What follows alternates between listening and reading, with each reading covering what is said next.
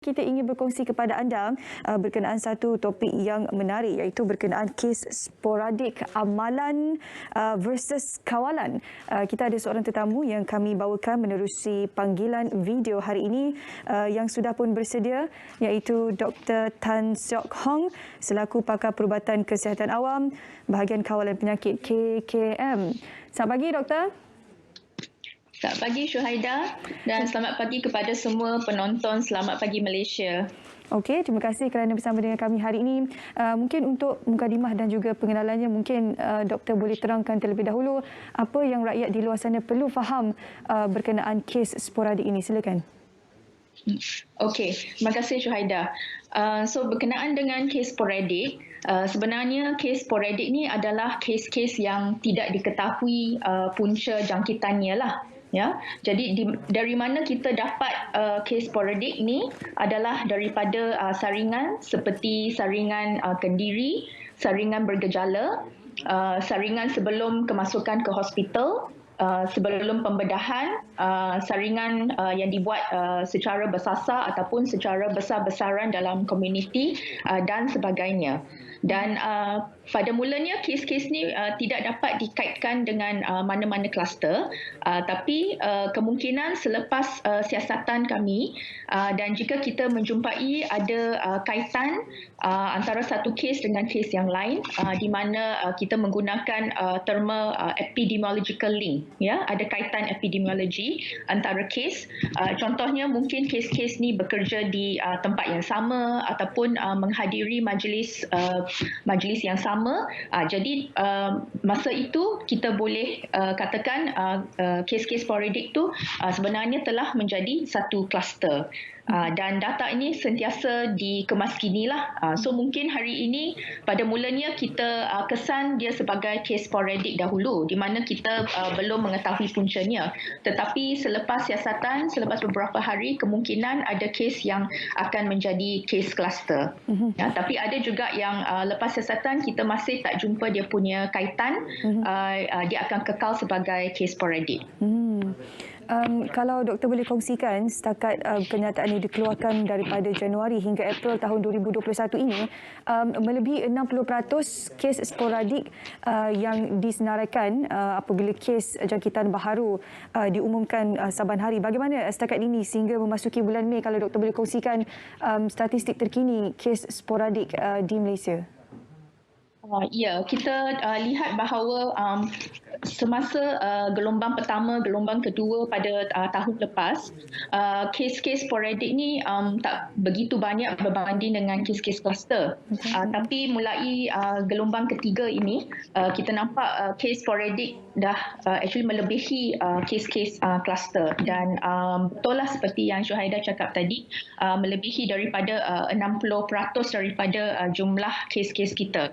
Jadi bermaksud semakin banyak kes yang berlaku dalam komuniti, ya, di mana kenapa dia berlaku dan dia banyak adalah disebabkan ada banyak pergerakan. Inilah graf yang menunjukkan kes-kes sporadik yang berwarna biru muda itu telah melebihi bilangan kes kluster yang berwarna biru tua. Dan kita nampak kebelakangan ini dalam bulan Mei semakin banyak, ya, dia punya kes sporadik. Jadi dan saya just nak sambung lagi apa yang saya bercakap tentang kenapa kes-kes sporadik ni berlaku adalah disebabkan ada banyak pergerakan orang. Ya, bayangkan kalau dalam satu hari kita pergi 3 tempat dan setiap tempat tu kita jumpa dengan 5 orang katakan. Jadi 5 darab 3 dah jadi 15. Maksudnya kita mendedahkan diri kita dan ataupun terdedah kepada 15 orang pada satu hari. Tapi kalau kita duduk di rumah, kita hadkan pergerakan kita mungkin jumpa 1 orang atau 2 orang saja dan pergi satu tempat sahaja. Jadi kita punya pendedahan tu mungkin 2 orang sahaja dalam sehari. So ada banyak beza lah di situ. Semakin banyak pergerakan, semakin banyak kontak kita dengan orang lain, semakin tinggi risiko kita untuk dijangkiti dan untuk menjangkiti orang lain. Dan bayangkan apabila kita tidak mengetahui di mana puncanya, ini memberikan satu cabaran yang amat besar untuk petugas KKM untuk memastikan dan melakukan saringan kontak rapat kerana kita tidak tahu dari mana datangnya virus yang mereka dijangkiti tersebut. Jadi kalau doktor boleh kongsikan apakah perkara yang perlu dilalui oleh petugas barisan hadapan untuk memastikan mereka boleh mendapatkan kontak rapat ini dan melakukan saringan untuk mengurangkan ataupun memutuskan rantai jangkitan kes sporadik yang dinyatakan disenaraikan. Betul Syuhada. Apabila kita menerima maklumat tentang satu kes positif, apa yang kita akan buat adalah kita akan buat siasatan terhadap kes tersebut. Jadi siasatan ini adalah siasatan pergerakan mereka dan juga kontak mereka dalam masa 14 hari sebelum mereka sebelum mereka menunjukkan gejala ataupun kalau tak bergejala 14 hari sebelum mereka disahkan positif melalui ujian pengesanan COVID-19 lah.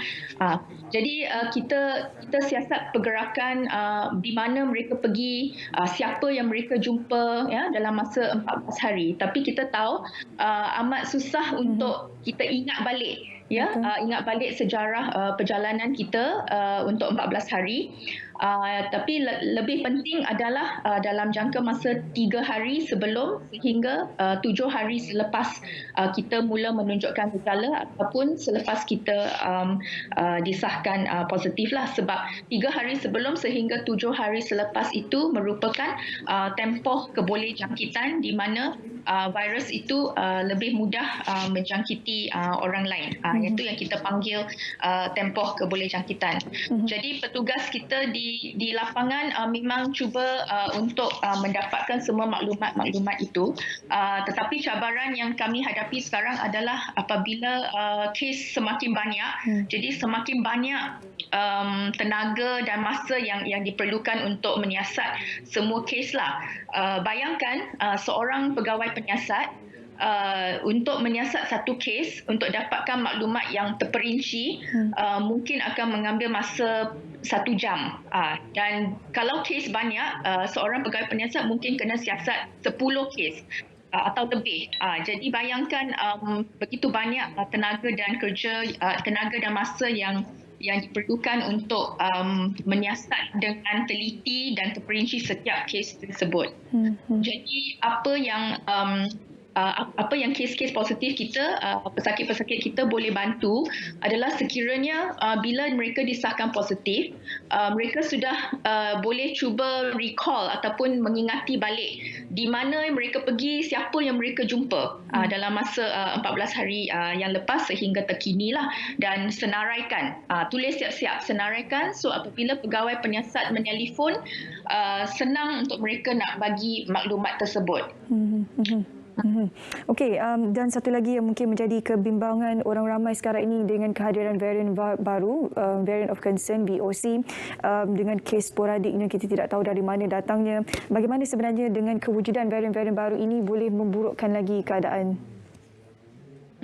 Okey, dengan varian baru ataupun variant of concern ni, apa yang kita khawatir adalah sebab varian-varian ni dia punya ciri-cirinya adalah antara ciri-cirinya adalah dia lebih mudah merebak, ya, lebih mudah, lebih pantas untuk merebak. Kemudian ianya juga boleh menyebabkan penyakit COVID-19 yang lebih teruk. Maksudnya lebih ramai pesakit yang perlu masuk ICU, perlu bantuan pernafasan dan seterusnya lebih banyak kematian.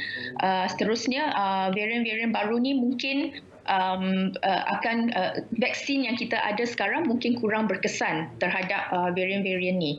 Jadi itu antara beberapa ciri varian-varian of concern yang kita risaulah.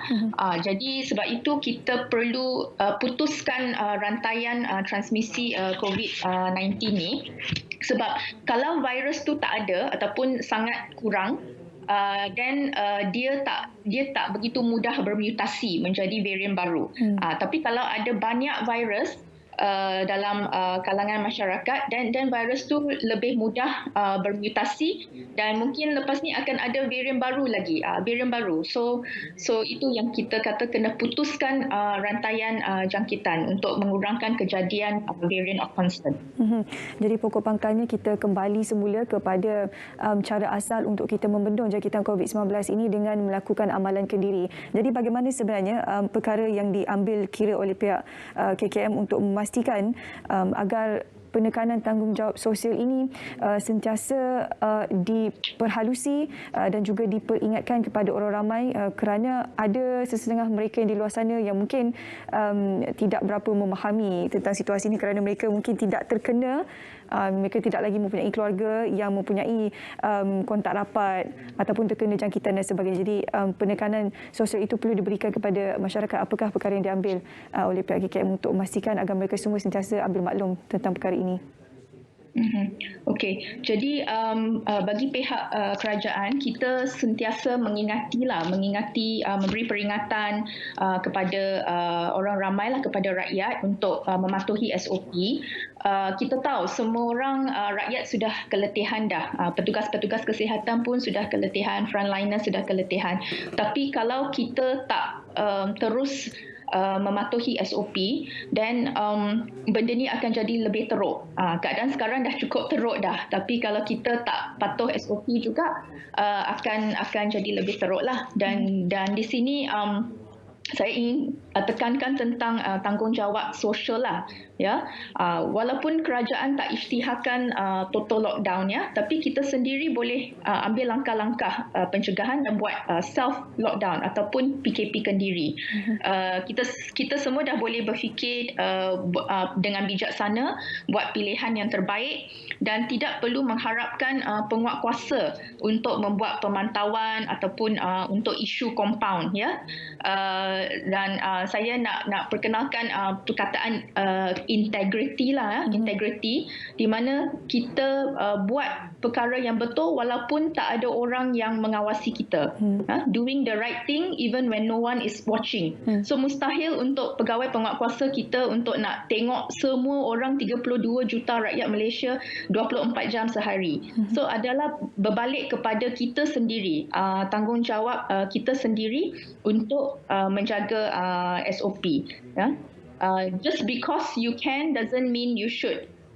Contohnya, bila kerajaan umumkan 3 orang boleh duduk dalam satu kereta, tak semestinya kita tiap-tiap kali kita keluar kena ada 3 orang.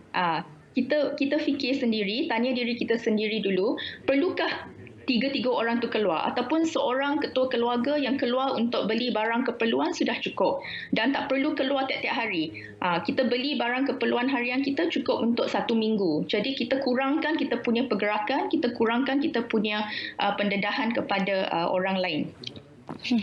Okey, mungkin ada sedikit secara ringkas kata nasihat daripada doktor sendiri untuk mereka yang berada di luar sana untuk terus mematuhi SOP. Okey, so nasihat daripada saya dan dari pihak Kementerian Kesihatan Malaysia lah, ya, adalah supaya kita jangan alpa ataupun jangan buat tak kisah. Sebab kalau kita tak kisah, virus ini akan ambil kesempatan. Seperti yang kita mula lihat sekarang dengan kemunculan varian-varian baru atau VOC lah, ya.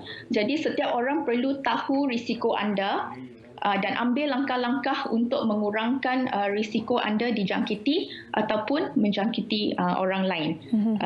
Akhir kata, ingat, kurangkan kontak anda dengan orang lain dan duduk di rumah jika tiada urusan penting. Okey, baik. Terima kasih kepada Dr. Tan Siok Hong selaku pakar Perubatan Kesihatan Awam bahagian Kawalan Penyakit Kementerian Kesihatan Malaysia KKM bersama kita menerusi panggilan video untuk berkongsi berkenaan status terkini kes sporadik di Malaysia.